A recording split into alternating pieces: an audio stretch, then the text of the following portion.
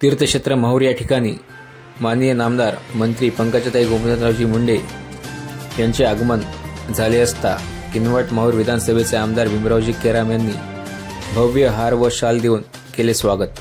यावेळी सर्व भाजपा पदाधिकारी यांची उपस्थिती होती। तीर्थक्षेत्र माहूर या ठिकाणी शारदीय नवरात्री उत्सवाला सुरुवात झाली।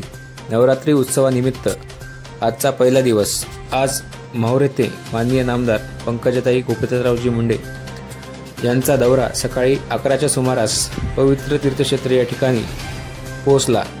त्यापूर्वी सकाळी 9च्या सुमारास मंत्री राधाकृष्ण विखे पाटील यांचा दौरा रेणुका मातेचं दर्शन घेण्यासाठी पोहोचला।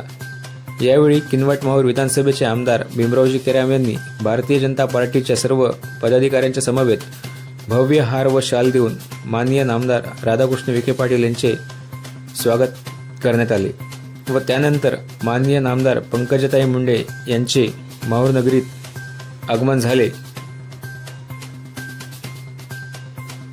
मातेचं दर्शन घेण्या अगोदर सर्वप्रथम ताईंनी प्रभू परशुरामाचे दर्शन घेतले व त्यानंतर रेणुका मातेचं दर्शन घेण्यासाठी गाड्यांचा ताफा हा रेणुका मातेच्या गडावरती पोहोचला। त्या ठिकाणी किनवट माहूर विधानसभेचे आमदार भीमरावजी केराम यांनी भारतीय जनता पार्टीच्या सर्व पदाधिकारी समवेत भव्य हार व शाल देऊन पंकजाताई मुंडे यांचे स्वागत केले। त्यानंतर समवेत रेणुका मातेचे दर्शन घेऊन दत्तशिखर या ठिकाणी दर्शन घेण्यात आले। किनवट माहूर विधानसभेच्या ज्या काही मागण्या आहेत या संदर्भातले निवेदन आमदार भीमराव केराम यांनी पंकजाताई यांना दिले। स्कायवॉकच्या संदर्भामध्ये लवकर प्रश्न निकाली काढण्यात यावा या संदर्भात निवेदन देण्यात आलं व ताईने सुद्धा निवेदन स्वीकारून स्कायवॉकच्या संदर्भामध्ये लवकरच हा प्रश्न निकाली काढणार असे आमदार भीमरावजी केराम यांना आश्वासित केले।